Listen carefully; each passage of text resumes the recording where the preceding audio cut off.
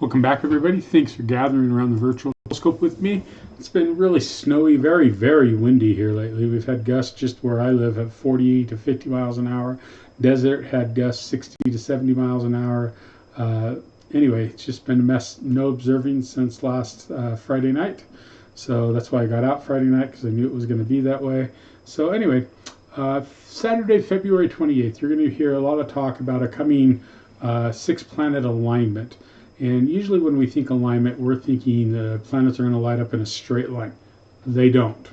Let's just get that clear. You can begin to see, I'm recording live sky right here, Sky Safari online, so to speak.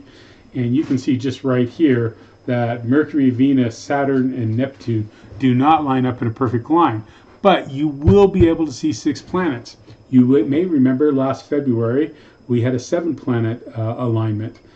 This year, Mars is too close to the sun, into the glare of the sun, so we just can't see it. But you can see this is for me at 6:38 local time here in Mountain, near Salt Lake City. Southwest of Salt Lake City is where I live, and good ways. But anyway, you can see you're going to need a nice flat horizon, and you're going to need to be out.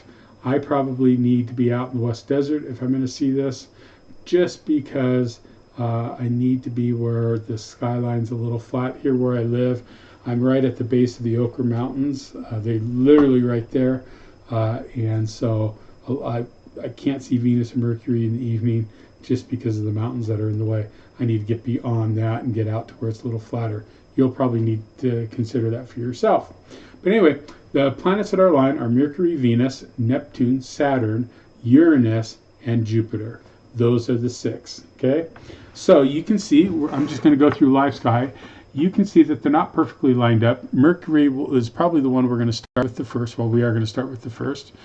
It's called an inferior planet, as is Venus, because it sits between Earth and the Sun, and is therefore closer to the sun in the evening sky than the outer planets. Right now, Venus is transitioning to the evening star. It will continue to rise as we go through February, March, April, etc. Mercury is just going to rise, and then it will begin to retrograde back. We haven't been able to see Mercury very well for a while, just because it's been so much in the glare of the sun lately. But now you have that opportunity. On February 19th, Mercury reached its furthest position from the sun, known as the greatest eastern elongation. That means that Mercury doesn't just join the February 2026 planet alignment until after that date. It had to get beyond the 19th in order to be able to be seen. Okay, so you can see it's just sitting right below the sun. It's low on the horizon, and it is very clearly out there. Okay, Venus sits off to the left here of Mercury. Like I said, it's an inferior planet.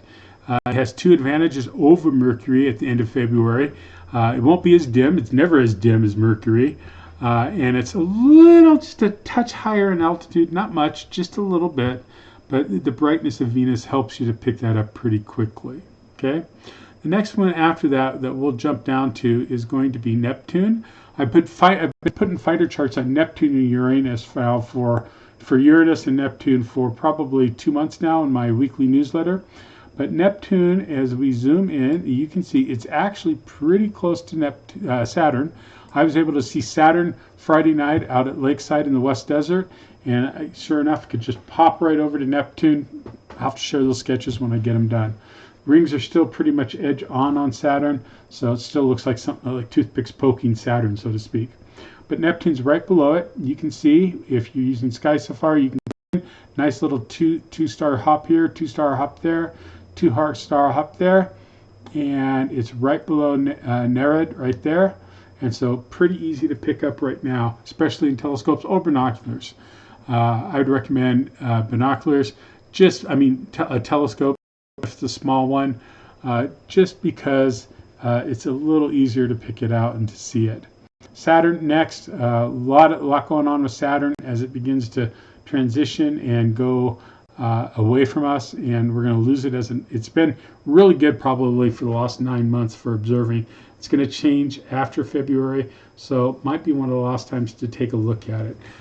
As you observe Saturn, see if you can see one of its moons there, Phoebe, and if you zoom in, you can see that there's other moons around, and see what you can pick up when you're looking at Saturn.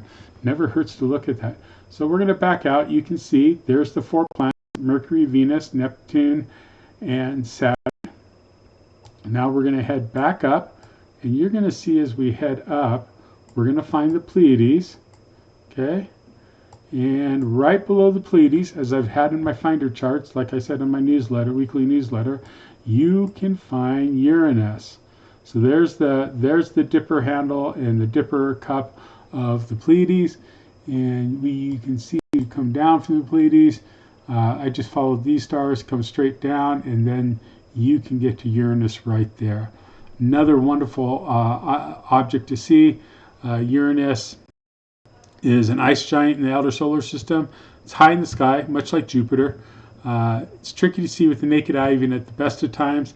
It does have a high altitude in its favor, so maybe you can see it. Anyway, but definitely binoculars or a telescope will pick it up. And like I said, just below the Pleiades.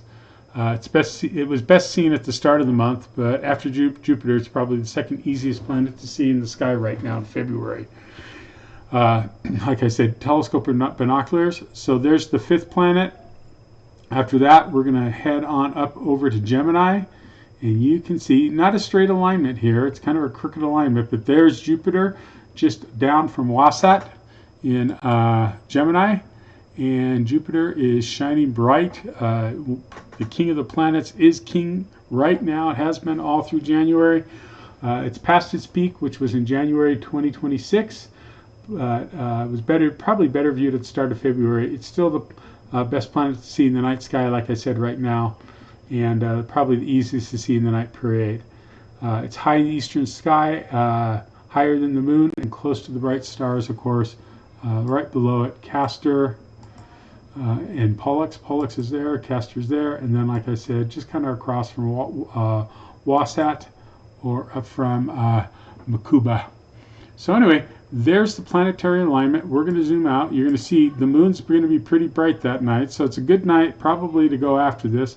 We'll be having a waxing gibbous, but you can see these are not in a straight line. Okay, so just want to get that clear. Nothing magical about it, just a wonderful astronomical event.